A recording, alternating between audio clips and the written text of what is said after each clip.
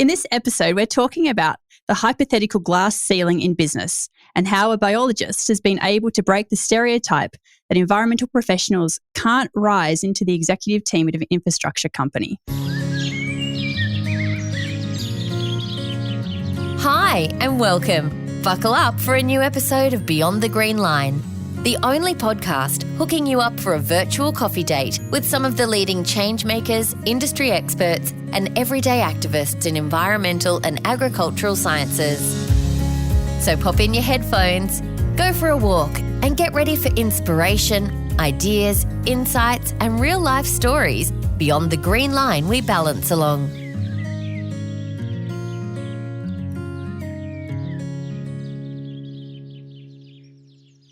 Hello, and welcome to this episode of Beyond the Green Line. I'm your host, Chanel Gleeson-Willie. Our guest today is Kristi McLachlan, Infrastructure Director at New South Wales at Hatch and graduate of the Institute of Company Directors. Kristi is also very accomplished in Jiu Jitsu, a passion that she shares with her two beautiful children. Hi, Kristi. It's been a really long time since we last spoke. I'm really looking forward to catching up with you. Yeah, me too, Chanel. Thank you for the invite. It's definitely great to have you here. So I know you're originally from Canada, where you completed your Bachelor of Science Honours in Environmental Biology and a Master of Science in Plant Biology and Microbiology. Mm-hmm. And I believe you did all this whilst also doing a lot of hiking in the backcountry around Alberta. Can you tell me about that time and your interest in the area of biology?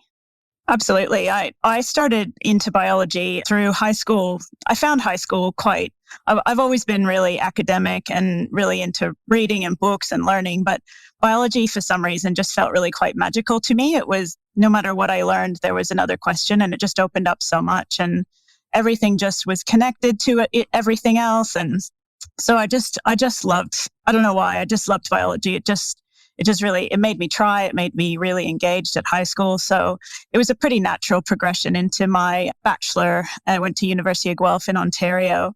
And then moving from there, I went to Edmonton, Alberta, just to do a little bit of research on the breakdown of contamination in soil. So how plants could be used to more naturally remediate contaminants in soil. So I originally started in on my PhD. And as I started going through my PhD, I wasn't quite sure how I could practically apply what I was doing.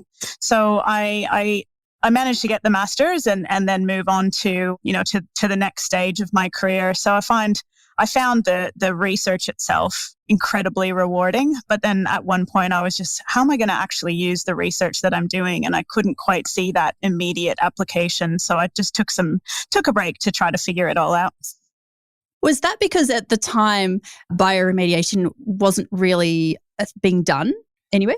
Yeah, it was a little bit of that, but it was also, I think, once you do the research in science, it takes quite a bit. I don't think people really understand the regulatory practices required to actually get something to market. And I think for me, it was just, I was a bit impatient and it was, I'm doing this now, so I want to use it now. So it was just a bit of a break to see, how am I going to actually apply some of the cool things that I'm learning. Yeah, sure. So after this, you landed in Australia in 2004, I think, with no plan to stay long term. What happened next? I think a lot of expats will share that same sort of story, which is you land in a foreign country with no plans, and then suddenly you've got two kids and a partner, and a house and a mortgage and a job. So. Yeah, I came over with my partner at the time to Australia, and because he was going to be doing his PhD. I'd written my LSATs back in Canada, which is the law school admission test. And it was a little bit of do I go back to school for another 4 years or uni for another 4 years? Or do I try a little bit in sort of the work environment? So I started at Australian Museum and WWF, just sort of playing in environment and biological sort of projects. And then I was just lucked into, really, I just had a conversation with somebody at a contaminated land specialist consulting company. And I just got started into that. So it was not really that planned, but in the end, it really, that's where I started my whole career. Yeah. And you were there for about 5 years. What was it like working for a contaminated land company? It was great. I enjoyed it. And because it was quite a small one, it was a boutique firm. It doesn't actually exist anymore. It was really great because of the size of it. Well, first of all, I met my husband there, so that's a plus. Even better. but the funny story with that is actually I met him to take his job, and then he went off to Canada for a year. So it's just this weird, I guess, little things that are, that coincidences that happen across your life. But so I took his job while he went off we weren't anything at the time. And then I learned so much in that small contaminated land firm because you had to do all the admin, you had to do all the project management, you had to do all the client interface. It was just the entire project life cycle was up to you. And as somebody who'd never done any of that, it was a pretty quick, trial by fire. But I just loved it. Yeah. Yeah. And I guess when you put into that situation, it's definitely sink or swim. Obviously, you swam, and 5 years later, you then moved on to a promotion with John Holland as Regional Environment Manager. And this is where our paths crossed. Yes. That was another, every move in my career that I made was completely unplanned and unexpected. That was, I wasn't even looking for a job, and I saw an ad somewhere. I don't even know where it came up, but I saw an ad and I didn't even really know what John Holland was. It was, it was 2009. So I'd been here for 5 years, but not really touching the construction space. And when I went into John Holland, my eyes just went, whoa, like there's just the intelligence and the sophistication and the size of the projects that we were doing at John Holland just blew my mind. And I just lapped it all up. I loved it. What is it particularly that you love about infrastructure and building stuff? Because I know I love it. Yeah. Can you articulate it? I think I said it a little bit around biology. It's the complexity of all the things that have to come together, and the fact that it does, and the fact that it does really well, and the teamwork and the collaboration and the connectivity and the interface, and just it all has to work together. And that just I'm never ceased to be amazed at the skill of the people that work in this industry. So whilst in CLM, you had worked in business development as well as you said, an awful lot of other areas of business. I can start to see a small shift away from the hands-on fieldwork side of science or biology. How did your time at John Holland and Axionia, I hope I said that right, confirm that you wanted to pursue corporate strategy and leadership? It's a really good question because I feel like I fell into it. There was a promotion that I got passed over for. And at the time, I was told that they needed somebody in that role that was going to cause an evolution and not a revolution. So I think I'd made a little bit of a reputation for myself. And so as a result of that, I was lucky enough to get, I guess, offered a role to help in an integration that we were doing within John Holland. It was just they needed somebody that they knew that they could rely on to pool a whole lot of information together. And so I went onto the team to bring in, I think it was 5 or 6 contracts that we'd acquired from McMahon Contracting and bringing it into the John Holland systems. And so my role was really to look at all the different environmental profiles of all the different projects that we brought on during the M&A process and do a bit of due diligence and picking that apart. And I think that was probably my first step into this whole corporate integration transformation type work that I probably did for another 7 or 8 years. So you moved on from John Holland at that point after having your second child. Is that correct? There was a little bit of a blip in there, so that I went to Actiona for about 6 months. Oh, that's right. Yeah. But then I went back to John Holland again. Definitely a good company. Yeah. You moved on to work at Sydney Airport, which was a very exciting role for you and one where you broke through that glass ceiling into the role of general manager. Can you tell me about that role and what you loved about it? I did love that role. That was just everything about that role, aside from the commute, I loved.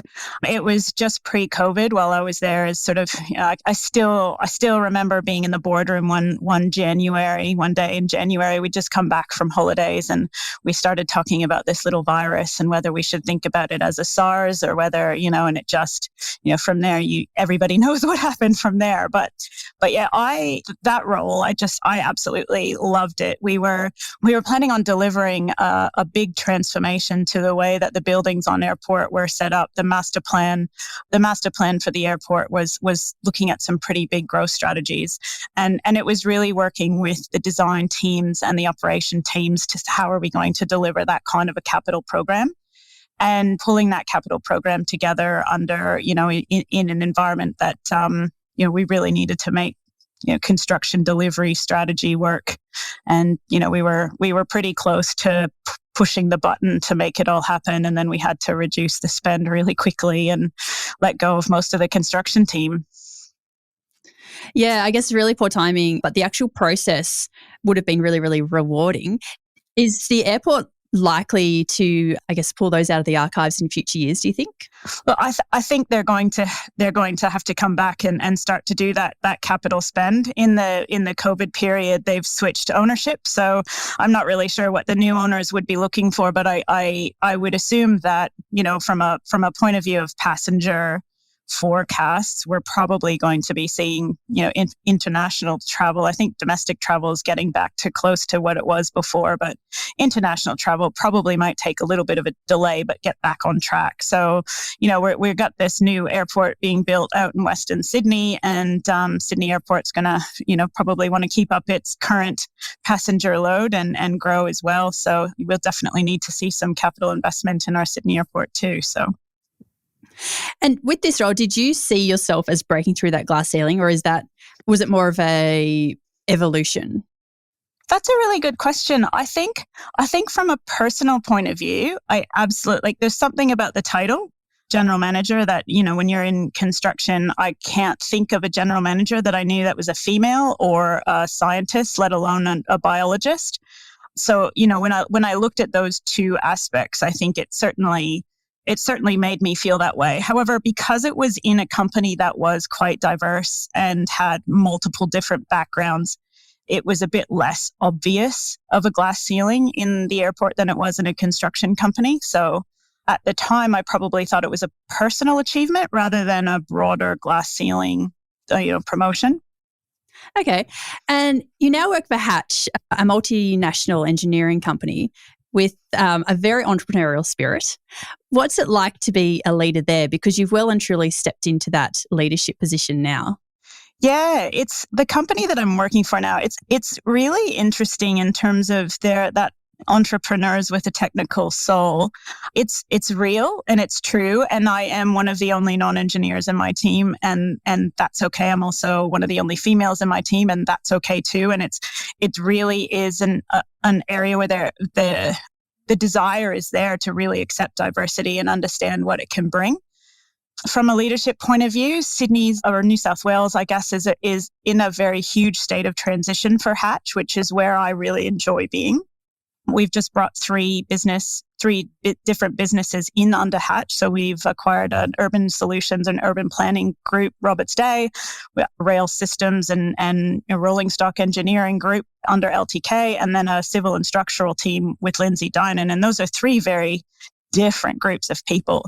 And so my role is bringing those three groups of people together under one sort of collective. And yeah, the challenge and the reward is huge. So interested to hear a bit more now about your other passion. So after leaving John Holland for the second time, you had your beautiful daughter and you took up Jiu Jitsu. It looks like a really fun sport from what I've seen, with some great camaraderie, but I know almost nothing about it. So what is the sport like and how does it all work? Sure. I knew nothing about it either when I started. So my son, who's 14, he started when he was 11, and at 11, boys are getting bigger. They're sort of rough and tumble. And we did quite a bit of just, rolling around, wrestling. And I remember one day I was on FaceTime with my mom, and we were rumbling a bit, and he did what's called a double leg takedown, and I fell and I hit my head and I went, oh God, that can't be good. And so I said, okay, I'm just going to take a couple classes just to learn how to fall and how to roll and how to move in these kinds of situations. And the second I stepped on the mat, it was just we have a really strong ladies group in the gym that we're in. And it was just, remember in the change room, one of the ladies there was new, and she was like, oh, yay, somebody's new with me. And she gave me a cuddle, and then we went onto the mats, and right away, it was just, it felt right. And, to your question about what is jiu-jitsu, it is a martial art, but it's based, especially our group, there's sort of sports jiu-jitsu, but there's also, our group is really focused on self-defense and reacting, I guess, to people coming at you, not being aggressive. So one of the things I like to say, somebody's like, careful, she'll beat you up. One of my, cliche responses is, no, but you probably can't beat me up. So yeah, there's a camaraderie there. To answer your point on that, there's an absolute camaraderie there because you are in physical danger with your partner when you're training with them, and you need to have that trust and that I guess that there is an intimacy because the mount is one of the strong positions, and you can just go, your mind can tell you what that is, right? There's an intimacy in the positions, and you have to completely trust your partner. So there's a lot of just really quick and accelerated connection that happens on the mats.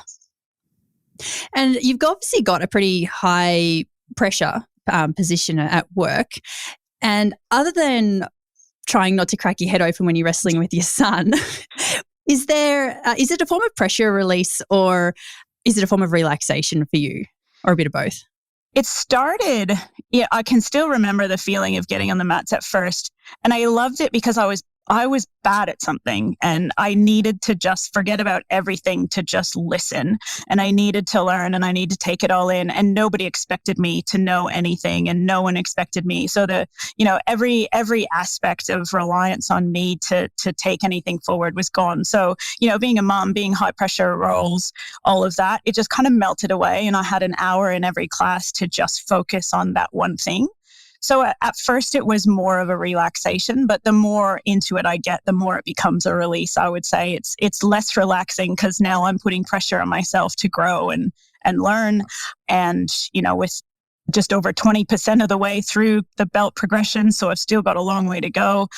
Black belts over 10 years usually to get. So, there's a long way to go, but there's a whole lot of people sort of coming up the ranks too that I, need to help as well. Mm-hmm. So I did a bit of Googling about Jiu Jitsu, and trusty Wikipedia, it told me that the philosophy of Jiu Jitsu is to manipulate the opponent's force against you rather than confronting it with one's own force. Do the skills that you learn help you with your day-to-day job? I would definitely say yes. I think it's important, and even growing through and maturing through my own roles. It's not on the attack all the time. Sometimes it's better to actually just sit back and wait to see, because sometimes you might go into a situation and think somebody's attacking you and they're totally not. And if you'd come in attacking, it would have been a completely different scenario. So yeah, there's absolute parallels there for sure.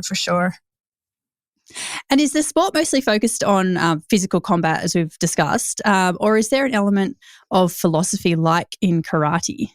There's certainly sort of respect rules. Like at the beginning of every class, you bow to the, before you get on the mats. When we line up in sort of, progression type lineup. There's, little bits of respect that you pay to your professor who's the black belt or the coaches that are sort of leading the classes. So there's definitely, that level of philosophy, but in terms of, the Karate Kid where you sit there and you go through the sort of the katas, and we don't do much of the kata stuff in jiu-jitsu. Okay.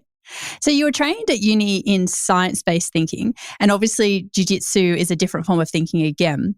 So do you think these two ways of thinking have strongly influenced your leadership style over the years?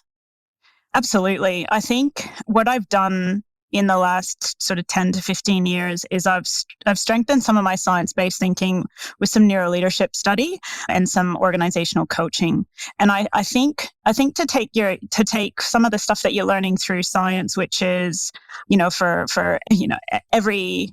you could have multiple variables that affect an outcome. And I think that's fundamental to understanding how to be a leader. So if you go in and you think there's only one reason for something to happen, you're gonna lose people along the way. And I think it's really important to recognize that none of us know the full answer or any of the full detail of things that have come to pass for that one moment in time. So if we take this science-based thinking, some of the jiu-jitsu thinking, which is, you don't know everything and you got to learn. And, one of my colleagues at Sydney Airport and I would just say every day is a school day, and really taking that opportunity every day to learn new things and to build what you've already learned along the way. So I'm going to bring you back now to the discussion about the glass ceiling. I guess a bit of a background as to why I'm interested in this and why I'm asking these questions is at one of the previous IECA conferences, we had a guest or a keynote speaker who spoke about this perceived glass ceiling, which is very evident in a lot of organisations, but more to the point that environmental professionals don't often break that glass ceiling, and that female scientists or environmental professionals, it's even rarer for that to occur. But I guess she's coming from the point of trying to be inspirational, that she'd broken through that glass ceiling and that there's no reason why environmental professionals can't. So did you ever feel like you were actually struggling with that glass ceiling in the organisations that you worked for prior to Hatch? And why do you think there was a glass ceiling for you? The answer is I've absolutely felt that. Some of it, and I actually went through this recently. It's kind of lonely as a female, and it's lonely as a female scientist, because people want to talk through problems, and it's a constant. If you're somebody with a different thought process, no matter how respected you are in the room, you've still got to keep trying. You've still got to put a little bit of extra effort in to get your voice heard.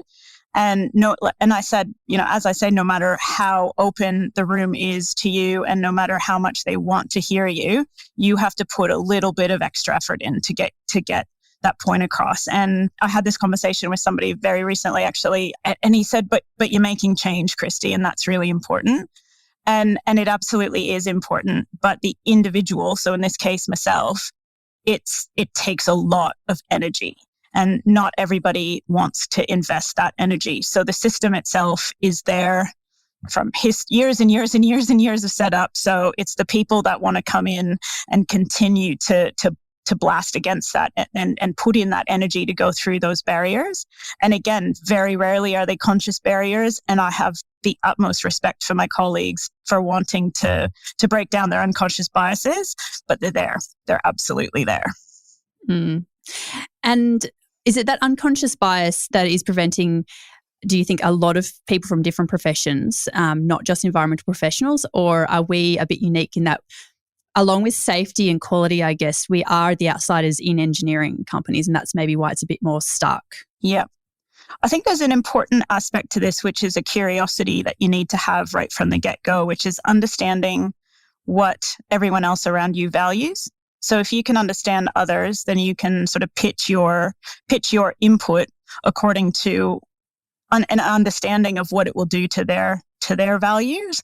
And so if you, like for environment, for instance, if you say we need to implement these sort of sustainable criteria through the design, you need to understand what the design sort of process looks like, and then say, well, if we come in at the end, we're going to have to go back and redesign everything. Or if we don't get in right at that beginning, and that's a conversation where we don't need sustainability in at the beginning because we don't get the points, decided till the end for, say, ISCA or Green Star. So, those kinds of conversations, which is to be able to understand your colleagues and the other group's needs, so that you can work in with those and understand where your needs align to theirs and where they conflict with theirs. And that's how you can manage. And do you have any advice for someone then from a non-engineering background wanting to get into that executive leadership team position? I've got a lot of advice, but you can't do it by yourself. That's something to find your people. And, making sure that your people are there for you, that you need friends, you need mentors, you need sponsors. And I know a lot of people when they first get started, and I was the same, and I still am the same to some extent. If I see somebody that I really want to reach out to be a mentor, it takes a lot. It takes a lot of courage to pick up the phone, because you think everybody's asking them to be mentors, but very rarely do people actually, just pick up the phone and ask, and everybody's super chuffed when they get asked. So, I think there's that element. Doing it, if you do a good job, this is pretty basic, but if you put energy in to do good work, then people want to take you with them. Mm. So your pathway up the corporate ladder saw you move laterally from environmental science into people management, strategy and leadership. Do you see any other career progression pathways for non-engineering managers in infrastructure to climb that ladder? Yes. You have to have somebody along the way that lets you. I don't think it's something that the system is really open to say, oh, well, we're going to choose 5 people this year to bring into non-traditional role or from non-traditional backgrounds to do these roles. We've got a very tried, tested, sometimes true system, not often true, but we know we need to change it, but it's so gnarled and everything's so mixed together that change is really, really difficult. So yeah, there's not a distinct path. It's really, like I've said, I think 3 times already in this chat, is I didn't see it coming, but I took the opportunity when it gave itself. Just as an aside story, I've done quite a bit of really intensive coaching sort of contracts with a coach that I have, and they're 6 months at a time. And one of her biggest frustrations with me is that when she says, what do you want to be in the next 5 years? That question puts me into hives. I hate that question because I just don't know, because I don't want to, I didn't write birth plans for my kids because I didn't know what was going to happen, and I didn't want to stay solid into one path. So yeah, so you're taking opportunities as they come along. And I guess in a way, maybe something that you're doing in your career is putting, I guess, the executives in these infrastructure companies at ease to promote you over somebody with an engineering background. So there's obviously, I think, there's maybe a bit of, it's not the norm, so therefore it's a bit scary for them to go with a different approach. Yeah. Yeah, and you're absolutely right. And I think one thing that I have gotten a lot of feedback on is that I've got a soft challenge approach. So, well, I can be aggressive. I can bring a gun to a knife fight, absolutely. But that's not what works. So it's, and it's from a gender perspective, for instance, when people say any kind of gender specific term in a meeting, they know I'm going to say something. And it's not a jump. It's not an attack. It's a gentle reminder that, hey, there's not just men in this room. I did an exercise for 2 days where I just did a ratio analysis of male to female in all of my meetings, and 10-1, 10-2, 8-1, 7-1. And I brought it up at my next leadership meeting. And I said, do you guys have any idea the magnitude of this problem at senior levels in this organization? And none of them did. So I think it's how you approach the fact that you're different. You need to mention your difference without drawing attention to your difference, but at the same time challenge barriers that are there because of your difference. And it's an art, and you learn it as you go. It's not something that you can sort of day one, because you do come in swinging, because you're kind of pissed off that you've got so many barriers in front of you, but they're there, and it's not the person in front of you's fault that they're there. Yeah, definitely. That's a really great point, in that the people in the room with you, your male counterparts, it's not necessarily their fault. They are there because of the system, and therefore they may have all the best intentions in the world to work with you and with the broader company to change this, but they can't move mountains in a day either, can they? Correct. And I think the fact that I'm not an engineer in a very strong engineering firm, the depth of technical expertise in Hatch is incredible, and they're so proud of it, as they absolutely should be. So to have to prove your value in an environment where engineering is so highly valued, you've got to understand engineering to a point where you understand how you fit in and how your effect can either make something more efficient or optimize a process, or remind people that just because we've been doing it that way for 25 years doesn't make it the right way to do it. So, but without sounding like you're placing blame, because very rarely is it a blame game. Yeah, sure. And you mentioned needing sponsors or mentors through your career. Who have been some of your great mentors that you've worked with? Yeah, look, I think one of the big leaders that I just looked up to as soon as I started at John Holland is Rob Minacci. And so he was general manager of New South Wales, and then he moved into Giorgio, and he was the CEO of Giorgio, and he's just moved onto the board of Giorgio and stepped to the side so that one of the up and coming executives can take the CEO role. And his commitment to his people was incredible. And it's one thing that I learned is just, passion for what you do and passion for your people. People want to work for you. And the other thing he said to me is when he admitted when I got the regional environment position, he said, "You weren't my first choice, Kristi." He just said, "You weren't." But he said, "You came into that interview and you just set out what I needed to hear, which is, you don't necessarily know A, B, or C, but this is what you're going to do to learn it. And this is what you're going to do to help me get my team to where it needs to be." So when I started in that role, I think there was only one other environment person in the team. And when I left, and it's still going strong. There's still a few of the team that we had, because you were on the team too. A few of that team are still there. And I think it grew to 10 or 11 people by the time I moved on to a different role. So, the value was definitely seen there. So in that situation, it was your problem-solving approach that really won Rob over? Yeah, yeah, absolutely.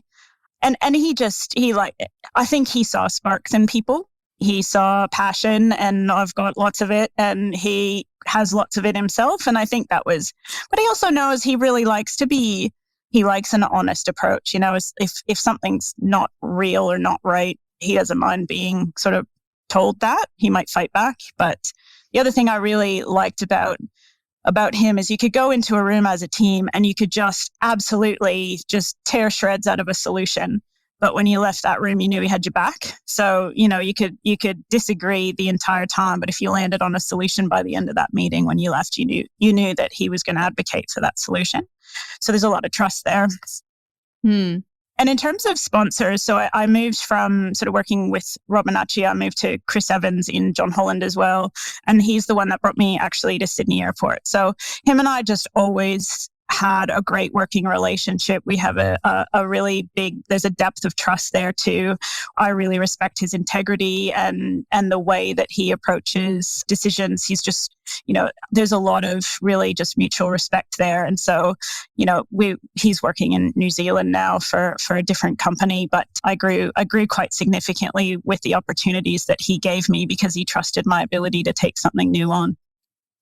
I guess that is such good advice to have the courage to go and ask, for somebody to be your mentor, and then to pursue them in a way to make sure that, you are getting out of that relationship what you need, because it's not up to them to give you what you need. Yeah. Yeah. So even though you've moved away from a career directly in environmental sciences, I'm sure it's still very close to your heart. Do you do anything in your home life to reduce your impact or work towards being more sustainable? Yeah, absolutely. I'm still hoping that the sun stays out because I don't have a dryer, and I'm doing an adventure challenge this week with a bunch of girlfriends, and I need my clothes to dry before I leave at 2:30. So that's one thing that I do. I also have some pretty strict supply chain rules. So things, where I shop and buy my clothes and my kids' clothes and furniture for the house, I really pay attention to the impact there. There's a lot that I'd like to do, probably more than I do. And sometimes convenience gets in the way.